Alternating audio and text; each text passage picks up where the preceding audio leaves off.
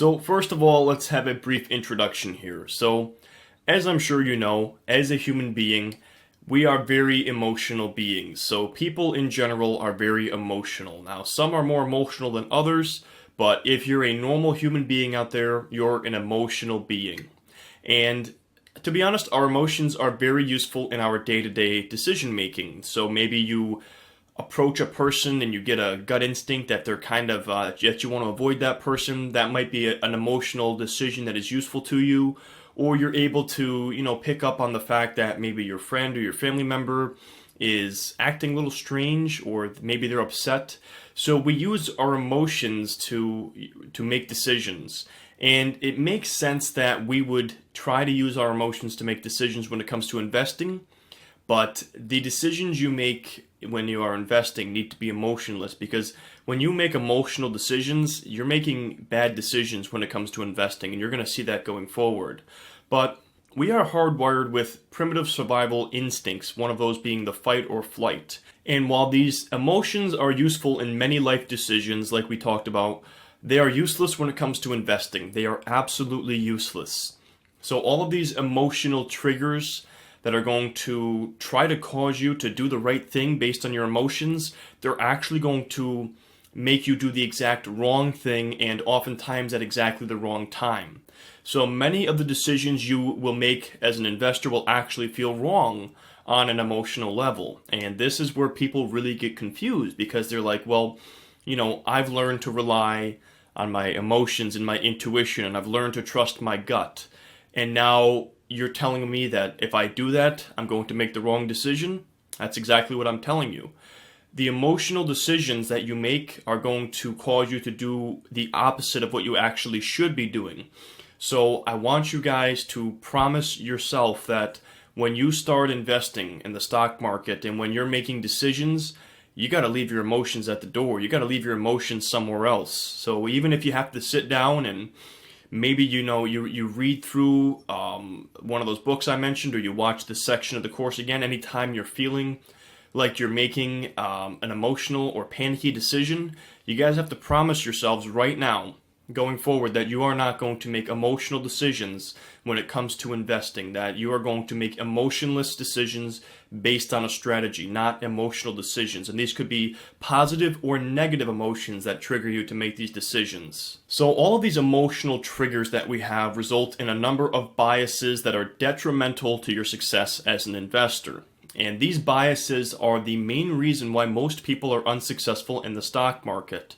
So by now we all know that it is important to leave our emotions at the door when it comes to investing, and I want you guys to ingrain this in your brain or write it down somewhere and make sure you look at this constantly and remind yourself that you're going to leave your emotions at the door when it comes to investing. However, this is easier said than done, and the best way to help you guys with this is to show you the poor emotional decisions that people make. So the first thing we're going to do is discuss the most common emotional decisions people make when it comes to investing, and all of these are bad decisions. Now we're going to go through each one of these and all of these biases mentioned here going forward, but the first thing I want to do is just tell you guys what are the bad decisions people make when it comes to investing. And these are in no particular order, but I would say number one is probably the most common mistake people make: buying high and selling low. And this poor investing decision is a result of following the market, which is that herd mentality, which we're going to talk about. Number two, investing solely in the markets of your home country. And this comes down to what is called the familiarity bias, where people are more likely to invest in the assets or the markets of their own country. So if you live in the United States, you're likely going to have more money invested in US markets than you actually should. Number three, following the actions of others, and this is known again as the herd mentality. Number four is a huge one for a lot of people as well. I would say this is the second biggest one underneath buying high and selling low, and that is taking a loss to avoid the risk of a greater loss. And this is a strategy people have known as loss aversion, and it's really not a good strategy at all. Number five is overvaluing what you currently own, and this is known as the endowment effect. Number six is investing only in what is readily available. So you're going to invest in what is at your fingertips, and this is called the availability bias. Number 7 is taking risks out of excitement, and this happens when people confuse investing with their hardwired desire to gamble. Number 8 is overvaluing your own abilities or the abilities of someone else, and this is known as overconfidence. Number 9 is assuming the future outcome is guaranteed, and I'm sure you guys have heard, and we're going to talk about this later on, past results do not guarantee a similar outcome. And nothing about the future is ever certain, especially when it comes to the stock market. So a lot of people assume the future is guaranteed, this future outcome they're expecting, and as a result, bubbles form. And we're going to go over what a bubble, we've talked about this a little bit before, but we're going to go over how a bubble is actually formed, largely due to that herd mentality. Number 10 is the fact that recent experiences carry more weight in your mind, and this is what many call the party effect, where whatever happened most recently seems to be what you feel is going to continue to happen, whether that be good or bad. And number 11 is that instant gratification is better than delayed gratification, and this comes from a lack of patience, another emotional decision people make when they are impatient. So these are the 11 things that you are prone to do when it comes to emotional decision making with your investing. And now we're going to go through each one of these step by step and explain it a little better. But I really encourage you guys to write down anything on this list, if not this entire list. Write down the things that you think that you are going to do. I mean, be honest with yourself. If you've been investing and you've done some of these things in the past, then write them down so you know that you're prone to make these decisions. Or if you're a complete beginner and you know that you may have that desire to gamble out of excitement, be honest with yourself and figure that's an area you have to address, and make sure you have a strategy in place so you avoid making that emotional decision. Okay, so the first emotional decision people make is the decision to follow the market, and this is the herd mentality. So the herd mentality, really what it comes down to is a result of poor research. So people have the desire to follow the herd when they don't have confidence in their own decision making. What they do is they rely on the decision of others. So if you ever have the desire to just jump in on something because everyone else is jumping in on it, understand that it's coming from your desire to take a shortcut. You don't actually want to do the research yourself. You don't actually want to make your own investing decisions. So as a result, you're looking around and you say, okay, I see a lot of people doing this one thing. How could that many people be wrong? So you basically make a bad assumption that all of these people know what they're doing, and you follow the herd. Now, as we discussed earlier, we talked about the bulls, the bears, and the sheep or the herd, and we said the herd is what moves the market. So the herd is going to follow the market, which is a losing strategy, following the market, which is buying high and selling low.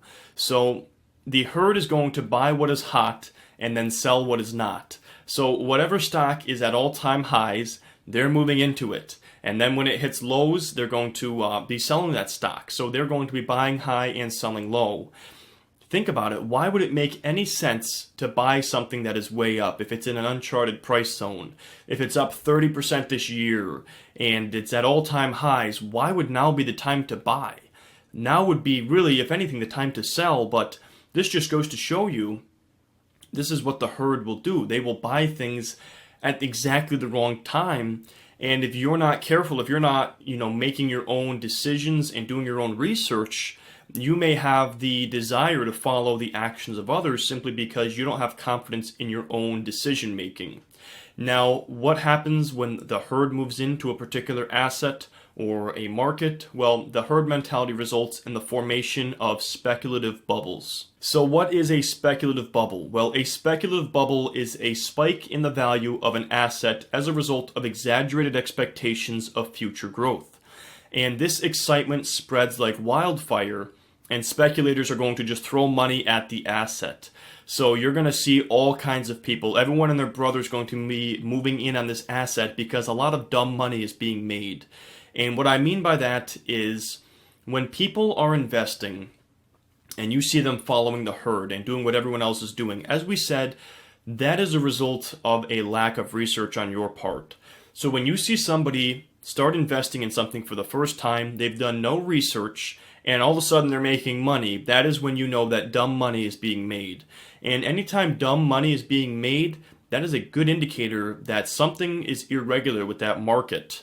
And unfortunately, that's when you hear about your postal worker and your neighbor and everyone you know getting in on something. You know, when you hear about people that you wouldn't expect to be having success with investing or some particular asset, when you hear about people, just average normal people making ridiculous returns, that's a good indicator that a speculative bubble is forming.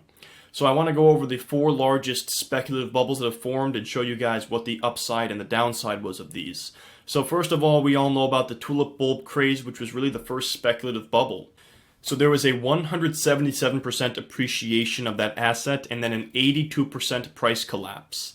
In the 1920s, there was a 299% appreciation and a 48% collapse. The dot-com collapse in the 2000s, there was a 294% appreciation followed by a 78% loss. And then the real estate bubble that formed during 2008, or when it crashed in 2008, there was a 71% appreciation followed by a 25% collapse. So at some point the bubble is going to pop, because even though there are so many people getting in on it, it is not sustainable at that point. And when the bubbles pop, as you can see, there is a lot of downside potential. So right here, guys, this may be the first reason that people have told you that the stock market is a losing game, or they lost money in the stock market. Go ahead and ask them. If somebody tells you this, if you're talking to a relative or a friend and you say, hey, you know, I'm taking a course on investing in the stock market, I'm going to start investing long term, and they look at you and they say, don't do that, you're going to lose money. You know, I lost money in the stock market. Ask them, what year did you invest? When were you investing? And if they tell you they invested in the 2000s era, around the dot-com bubble, or they got into the market around, 2007 or something like that, maybe that is the reason they lost money, is because they were one of these people that got into the market during the formation of a speculative bubble. And unfortunately, it is at these times when average people who don't normally invest decide to enter the market, and they really are taught a nasty lesson. And unfortunately, as a result, a lot of people out there spread a lot of false rumors about investing in the stock market only because they've seen the worst of the worst, and they didn't really educate themselves on what they were doing. They just got involved and started investing in what everyone else was, following the herd, and as a result, they had a lousy time when it came to investing. So here is what the actual collapse of the dot-com bubble looked like. So this is the NASDAQ index, and as you can see, the run-up really started in the end of 1998, but 1999 into 2000 was really when there was a massive run-up. And right around 2000 is when the bubble popped, and there was a rapid decline, and the NASDAQ came back down to price levels that were seen back in 1998. So really, it was a significant overvaluing of these tech stocks and these internet stocks, and then the bubble popped, and then basically people's heads came out of the clouds, and these stocks were fairly valued again. So this is what an actual speculative bubble looks like, and this is what a bubble burst will look like. And here we have an example of the real estate bubble. So as you can see here, we have a cost comparison of the home price index, the building cost index, the population, and then for reference, the yield on a 10-year treasury bond. And as we can see here, with the red line, the home price index just shot up out of nowhere. And that is when you really have an idea that, this type of appreciation is not typical during normal markets. I mean, compare that to that yield on a 10-year treasury bond. When you're seeing people make money in a straight vertical line like that, that is a good indicator that something is not right with the market and that a bubble is forming. Now back to following the market or that herd mentality. So as an investor, you will make your own decisions based on a sound investing strategy. So you're going to have confidence in what you're doing, and you're going to make your own decisions. You're not going to just follow the actions of everyone else. Now, as a speculator, you will follow the herd and buy assets based on excitement. Notice the word excitement there. We said earlier that it is a bad idea to trade or to invest with emotional decisions. And this person here is a speculator. If you were making a speculation, many people do this out of excitement because they're confusing investing with their desire to gamble. So as a result, they think they're investing, but really they're just speculating, and they're going to be following what everyone else is doing. They're following the herd because they don't want to make their own decisions, and they're getting excited, and they are using that excitement to cloud their judgment. And as a result, a lot of people make very bad decisions when they're speculating. Now, we touched on this earlier, but the emotion of fear is stronger than greed, so the collapse of a bubble is much faster than the expansion. And this herd mentality that we're talking about here, this results in buying the wrong thing at exactly the wrong time. So this causes people to get in when prices are way up and they're in uncharted territories, and as a result, people buy high and then they're going to sell low when loss aversion is triggered. So I want to give you guys an example of showing you that people do in fact buy high and then sell low. So a good way to look at this was the NASDAQ trading volume around the time that bubble burst. And as we said, it was in the early 2000s that those internet stocks really crashed. And as you can see, from the middle of 2001 and 2002 all the way into the first third of 2003, the NASDAQ trading volume, the total volume of the NASDAQ, fell significantly. So people were buying high and then they were getting out of the market because less people were actively trading. So what people did was they lost money, they sold, and they got out of the market. And this just is an example here of how people are following the market and also buying high and selling low. This is a real example here looking at the charts. The numbers don't lie. So let's go ahead and talk about Benjamin Graham and one of the best quotes when it comes to understanding the market. So the market is a pendulum that forever swings between unsustainable optimism and unjustified pessimism. That is a quote right out of The Intelligent Investor by Benjamin Graham. Now, that unsustainable optimism results in markets becoming overvalued and the formation of bubbles. So when you see a bubble forming, it is a result of unsustainable optimism. The people investing are simply too optimistic, and at a certain point, that optimism is no longer sustainable because even though there are so many people getting in, there are more people getting out, and as a result, you're going to see that bubble burst because prices become so overvalued that they are unsustainable. Now, on the other hand, unjustified pessimism results in markets becoming undervalued, and this creates tremendous opportunities for value investors. So you, I would imagine at this point, at least understand the reasons why one would become a value investor and invest in companies based on the underlying value. So the thing is, the further into a bull market we get, the more overextended a bull market becomes, the harder it is to actually find value because, as we said, rising tides will lift all boats, and as a result, pretty much everything becomes overvalued, so it becomes harder and harder to actually find value.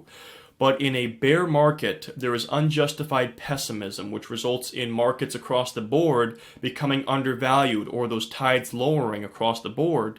And this creates many, many opportunities to find value as a value investor.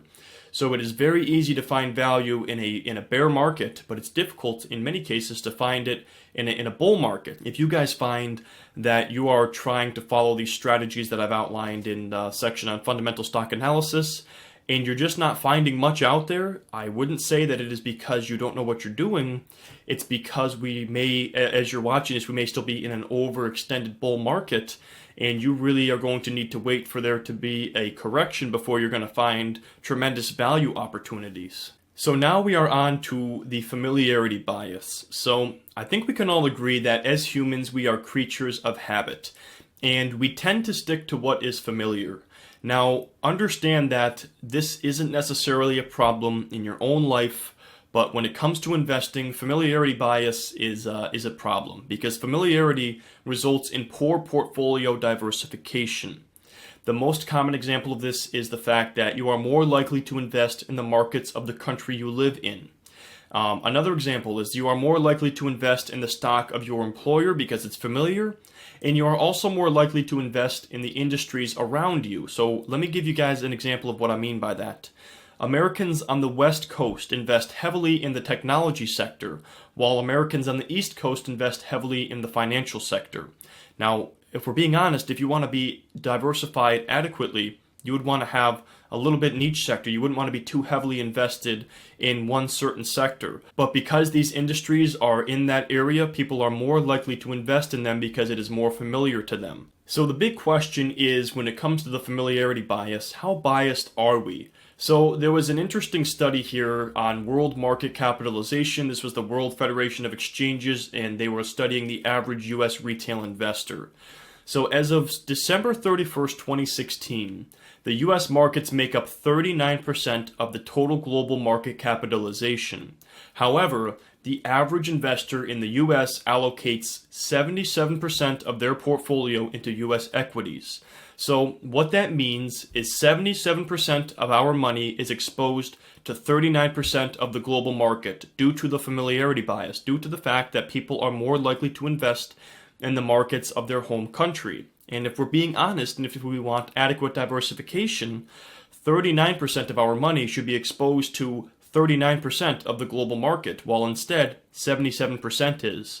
So really, when we look at this familiarity bias and we look at the study here, we are quite biased. We are investing heavily in the US markets as US investors. So now we are on to the emotional decision known as loss aversion. So the pain we feel from a loss is much more intense than the reward of a win. And as we said, this is the reason why the emotion of fear is stronger than greed. So when markets go into a correction, the herd sells and moves into cash to avoid further loss. Now this is the definition of following the market and selling low. Let me explain to you what happens. As we said, people who follow the herd tend to buy at exactly the wrong time. So you buy an asset when the price is sky high. So what happens is, generally speaking, you're hoping that prices are going to keep going up. Well, let's say you invested at the top of the market, and next thing you know, you are starting to see signs of a correction. Well, at that point, that investor is now simply looking to break even. They just want to get out and get back into cash where they feel safe. And then you're going to start seeing that asset fall and fall and fall in price. And then at that point, people get scared because that emotion of fear is very strong and the market is going into a correction. So as a result, the herd is looking to sell and move into cash to avoid further loss. And that selling pressure is going to increase the speed of that decline. It's going to make that be a more drastic correction. So basically, loss aversion is a strategy of following the market. It's when you buy something that is overvalued and then you're trying to sell it without losing any more money than you already have. So loss aversion is proven to be a losing strategy time and time again, and this is largely due to the fact that loss aversion is often triggered by people who are following the herd because they've bought something that they really know they should not have bought. At the time, they were excited and they made a quick decision, but now that excitement is worn off and really they are realizing, okay, yeah, this isn't looking too good. And as a result, they decide, okay, I'm just going to take a smaller loss rather than having a potentially larger loss that they don't know if it's going to be a larger loss, but the fear of the unknown is what triggers them to sell. So why is loss aversion a losing strategy? That is because it is a form of trying to time the market. It's trying to get out because you think it's going to go lower. You never know what's going to happen. You really have no idea. So timing the market with any type of sustainable accuracy is impossible. And loss aversion is really a method of trying to time the market. And that is why it is really a losing strategy. So here we have a few statistics on loss aversion. So this was according to research conducted by the Federal Reserve Bank of St. Louis. So the question is, how much did investors cash out during the two biggest recent bubbles or crashes? So during the dot-com bubble burst between March of 2000 and October of 2002, investors cashed out $491 billion. That's almost $500 billion people moved into cash because many of them were triggered by that feeling of loss aversion. They were trying to avoid a further loss.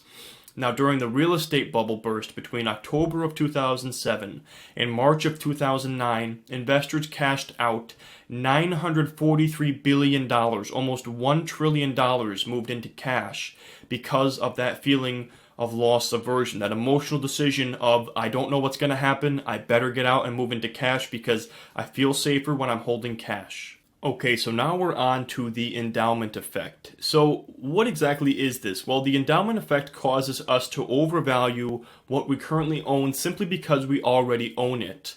So this is the reason why if you ask people out there about their child, everyone describes their child in a way that they believe they're better than every other child out there, when in reality, most children are about average. You know, there are a few children that are above average, but most of them are going to be average children. But when you ask people, tell me about your child, they're going to really embellish the details and show you that they truly believe that their child is above average.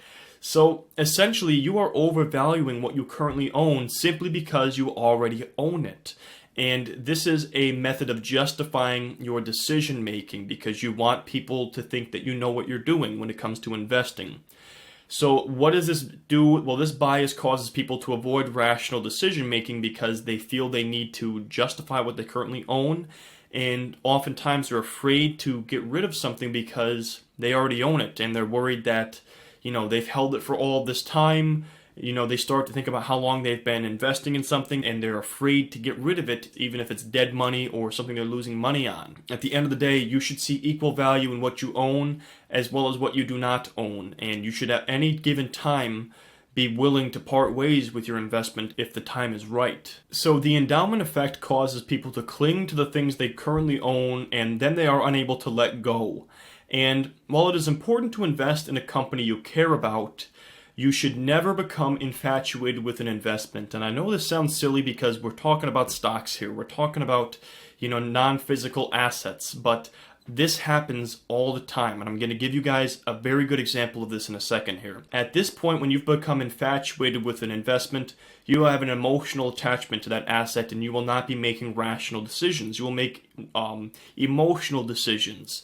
So understand that, yes, things have sentimental value, antiques, furniture, but assets like stocks, sentimental value is absolutely useless. Now, for my example, I've heard of people before who inherit stock, maybe from a deceased family member, and they see it as their father's stock or their grandfather's stock, and they say, I just can't sell it because my grandfather bought this stock. He decided to buy these stocks, and at that point, you've attached sentimental value. It makes no sense. I understand things have sentimental value. Things, physical objects, furniture, like we said, but do not attach sentimental value to something like a stock. You should always be willing to part ways with it if the time is right. And oftentimes people inherit stocks and they're not able to part ways with it simply because their loved one purchased it. And at that point, you have attached sentimental value to it, and you shouldn't do that. That is something you should never do. So now we're on to the availability bias. Now, the availability bias is very similar to the familiarity bias, and basically I want you guys to understand that the ease of availability should not influence your decision making. So when does this come into play? Well, many people solely invest in the stock of their employer because it is more readily available through stock programs by that employer or employee stock programs. So I'm going to give you guys an example of this. When I had my 9-to-5 job, I worked for a power utility, and we had an employee stock program where every single week I could have a portion of my paycheck set aside and put it into company stock. And because it was so easy, I went ahead and did that. I said, you know what, this is so simple, I don't even have to think about it. Every single week I'm contributing money into that stock. Well, about a year later, I took a look at my numbers, and I had more than 40% of all of my money invested at that time was in the stock of my employer. And I said, you know what? This is poor diversification, and the only reason that I am so heavily invested in this stock is because of the availability bias, because of the ease of availability. So just because it's easier to invest in the stock of your employer doesn't mean that you should invest more heavily in that stock. You should invest in assets regardless of the ease of availability or the lack of availability. Even if it's a little bit more difficult, it doesn't matter. You don't want to be investing in something solely because of the convenience or the ready availability. Now, I want you guys to really ingrain this in your memory. Convenience is expensive, and this also comes into play when we were talking way back in the early sections about, analyzing your expenses and the cost of convenience. So think about the cost of buying coffee at a coffee shop versus making coffee at home, or the cost of buying fast food versus preparing meals. Convenience is expensive. So let me give you guys an example of this. We all know the market value of a gallon of milk, or what we would be expecting to pay for it at the grocery store. So most people picture in their head a price of what they would, reasonably pay for a gallon of milk at the grocery store. However, we often buy milk at a price above the fair market value due to the convenience. So maybe you're driving home and you decide that, yes, I need to buy milk, but because you're at the gas station, you say, well, while I'm here, I'll just go in and I'll buy that milk because it's convenient. It's convenient, and as a result, it's more expensive. Now, when I'm using this example talking about the availability bias, when I'm saying it's more expensive, I mean it's costing you in the long run in terms of poor diversification. I'm not saying that the actual shares are going to cost you more money. What I'm saying is you're costing yourself in the form of not being well diversified. You have too much money in one particular stock, and oftentimes it's the stock of the employer because of a employee stock program that they offer. So I want you guys to remember that convenience is expensive, and you should never invest in something solely due to the ready availability, because you want to invest in things regardless of the availability or how difficult it is to actually go about doing this. Now we are on to gambling. So as we talked about before when we talked about, speculation versus investing, we agreed that speculation is a form of gambling. And understand that as a human being, we are hardwired with a desire to gamble. And some have a stronger desire than others. I'm sure we've all met a compulsive gambler out there. And the reason we do this is because gambling provides a form of short-lived excitement, and for many people it's just a distraction. So gambling in the stock market through speculation is a result of a lack of patience and the desire for instant gratification. To be honest with you guys, most people would agree with me, if you're investing in the right way, it should be pretty boring. There shouldn't be much volatility. There shouldn't be much going on. It should be a pretty boring thing that you're doing because you're investing in a long-term, with a long-term strategy, and you're not making these quick decisions based on emotion. And as a result, you're not seeing these quick losses or returns that you would see when you're gambling. So as far as this lack of patience goes, this ties in with people having that desire for instant gratification, which we're going to talk about later. But I want you guys to make sure that you do not mix investing with your desire to gamble, because we are all hardwired with this desire. And you need to find another outlet. If you are trying to distract yourself, find another distraction. If you're not excited, find a healthy way to become excited. Don't gamble with your money as a way to generate excitement for yourself, and especially do not mix investing with your desire to gamble. Now we are on to overconfidence. So when it comes to investing, overconfidence results when someone overvalues their own abilities or the abilities of someone else. So when you say overconfidence, most people associate that with themselves. They understand what it would mean to overvalue your own abilities. But this also ties in with the fact that many people overvalue the abilities of someone else. They believe in some stock market guru. This is like the blackjack player who gets a hot hand, and then all of a sudden they think they have a special ability when it comes to blackjack, and they're betting more money and changing their strategy. And all of a sudden they lose money because they go, wait a second, I was doing so well because, they got lucky. But as soon as somebody has a few good hands, all of a sudden they become overconfident and believe that they have a special ability. So do not approach investing with the mindset that you are always going to be right. You're not. There's no way you could always be right. Overconfidence results in poor decision making, and never have too much confidence in your own ability or someone else's ability. Now, it's important to have confidence when it comes to investing, but you don't want to become overconfident to the point where you feel you are cocky or arrogant, or think you're some kind of stock market god. I've seen it all. I've heard of people that have just gotten to a point where their ego, they feel like they can't go wrong. They feel like they can't do anything wrong.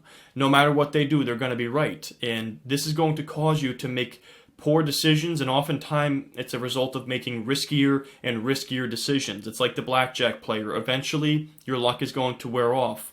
And really, you didn't have any special ability, you just had a luck streak. And as a result, that caused you to become overconfident and make poor decisions.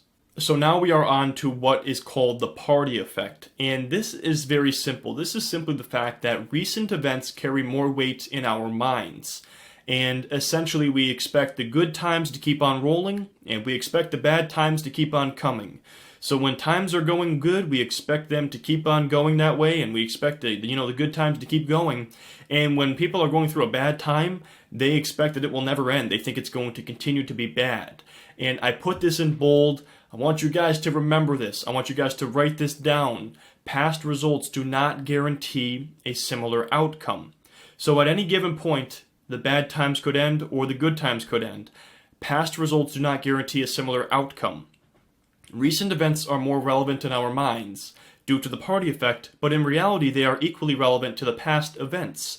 But because the past events are further in the past, they don't carry as much weight in our mind. They're kind of in the back of our mind, and the recent events are really in the front of our mind. And as a result, we carry more weight in those more recent events because they're simply more recent to us and more vivid. And what happens with this? Well, we're going to explain what happens with the party effect. So the overvaluing of recent events results in a feeling of euphoria in a bull market and a feeling of misery in a bear market. Each of these are going to cause you to make poor decisions. When you're feeling euphoric in a bull market, you're going to keep on investing and you're going to keep following the herd. And that is a point when you are probably investing at the exact wrong time. And then the feeling of misery during a bear market is when you feel that, the bad times will never end. You're afraid to get into the market. And that is the time when it would be best to get into the market because, as we said, value is everywhere, The markets across the board have become undervalued, and that is the best time you could possibly invest. Let's go ahead and look at an example of this party effect. So, in 2010, Franklin Templeton conducted an investor sentiment survey, and they asked people how they felt the market performed in 2009. So, of the people they asked, the majority of those surveyed said the markets were down or flat. Now, in 2009, the S&P 500 had a 26.5% return, which is fantastic. But because of the recent events in 2008, this overshadowed the facts because of the party effect. They had feelings of misery associated with the crash of 2008, and as a result, they associated those events because they had, because they carried more weight in their minds. They had the feeling that those events were going to keep on coming. The bad times were going to keep on rolling, even though, if you look at the facts, markets exploded that year. But because of the recent events, they had the feeling that markets did poorly. So now on to timing the market. Well, the party effect causes people to make a fatal decision, and that is trying to time the market. I'm hoping by now you guys understand that it's impossible to time the market with any sustainable accuracy. So what happens? Well, oftentimes people move into cash during times of uncertainty because at the end of the day, people feel safer with cash. It's what's most familiar. We can use cash to, pay our mortgage or buy food. You can't necessarily go out there and pay for your mortgage with stocks. You'd have to liquidate them first. So people feel safer in cash. So Morningstar analyzed the average investor return compared to the S&P 500 in 2016. Now, you would think, logically, that most investors would be able to beat the market, but by now, I'm sure you know that most investors do not beat the market, and many investors lose money in the stock market, largely due to the things we have discussed in this section. So, as we said, oftentimes people move into cash in times of uncertainty. So we're going to compare the performance of investors who decided to move into cash at times versus just the performance of the broad market over a 20-year period. So in a 20-year period ending on December 31st, 2016, the S&P 500 index had an annualized return of 7.68%, while the average investor had a return of 4.79%. So the average investor significantly underperformed the S&P 500 because many investors decided to time the market. They decided to get out during times of uncertainty and get back in when times seemed good because of the party effect. The party effect cost people a lot of money, and timing the market is a losing strategy for most investors. Don't even try to do it. Just stick with what you own and make good decisions going in. Don't be investing in things that look like they may be in a bubble. That's when you're going to have a bad time. So we live in an era where short-term rewards are literally a credit card swipe away, or if you don't even want to leave your house, you can open up your phone and order things online if you want that short-term reward or that instant gratification. And most people make the mistake of giving into the temptation of what is available today. They want the instant gratification. They want the instant reward. Well, people do not think about the future as it doesn't seem real to most people. It's so far off, even 5 years into the future, people just don't think about it because they are too largely grounded in the present and they don't see things in the long term. They're not worried about 1, 2, 3, 5, 10 or 20 years from now because it doesn't seem real, even though it is real. Well, as an investor, you need to overcome the desire for instant gratification and see the big picture. You need to understand that the future is real and that the future is coming. So as we discussed earlier, a successful investing strategy requires regular contributions, which does require some sacrifices in the short term. I'm not saying you guys have to eat canned beans every night and, pinch every penny possible, but you are going to have to make some sacrifices in the short term and avoid the temptation for instant gratification because you need a cash surplus. You need a positive cash flow in order to regularly contribute to an investing account. And as a result, you need to have a long-sighted vision, and you need to really curtail the desire for instant gratification, for those short-term rewards. And that is what causes people to end up in a really bad financial situation is they become addicted to the short-term rewards and the instant gratification. So how bad is this problem of short-term thinking and the desire for instant gratification? Well, this is according to the United States Government Accountability Office, and this was conducted in 2015. They analyzed the percentage of households as far as their retirement savings. 41% of U.S. households have $0 saved up for retirement, okay? 20% have under $50,000. 30% have $50,000 to $500,000, and only 9% have over $500,000. So looking at this here, I would say about 9% of U.S. households are adequately prepared for retirement, while the 91% out there are not. So that is how bad this problem of instant gratification is. Short-term rewards cause people to delay contributing to their retirement and oftentimes not do it at all, and that is why 41% of U.S. households have nothing saved for retirement, which is terrifying. So that is what happens when you become addicted to instant gratification and those short-term rewards.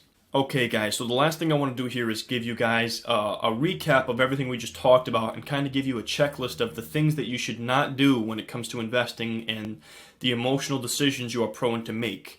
And as I'm sure you guys know, all of these slideshows are available to download if you go to the slide section of the course. So you can download this for yourself, or maybe you just want to write this down, but please retain this somewhere and look over it frequently to remind yourself of the emotional decisions you are prone to make. Number one, our emotions will get in the way of our success when it comes to investing. So while our emotional decision making is useful in other areas of our life, it is useless when it comes to investing. Number two, successful investors make emotionless decisions. So if you want to be successful when it comes to investing, you got to leave your emotions at the door. You got to make sure you are making emotionless decisions. Number three, the desire to follow the herd is a result of a lack of confidence in our abilities, and that may simply be due to a lack of research and education. So if you ever find yourself in a situation where you're trying to follow what everyone else is doing, understand it is likely because you have not done enough research yourself. Number four, familiarity and convenience result in poor asset diversification. So when you invest in what is familiar and you use convenient avenues for investing, you're going to have poor asset diversification and oftentimes be too heavily invested in one asset or market. Number five, timing the market is a form of loss aversion. And as we said, timing the market is a losing strategy for most. Number six, never attach sentimental value to an asset. Don't ever be attached to a stock. Don't ever become infatuated with an investment, because then you're going to be a victim of the endowment effect and you're not going to be willing to part ways with it if you have to, or if the time is right. Number seven, remember that convenience is expensive. Number eight, do not allow your desire to gamble to influence your investing decisions, and never mix investing with your desire to gamble. Number nine, do not overvalue your abilities or the abilities of someone else. Number 10, do not mistake recent events for an ongoing trend. And number 11, understand that you have to sacrifice a little today for tomorrow.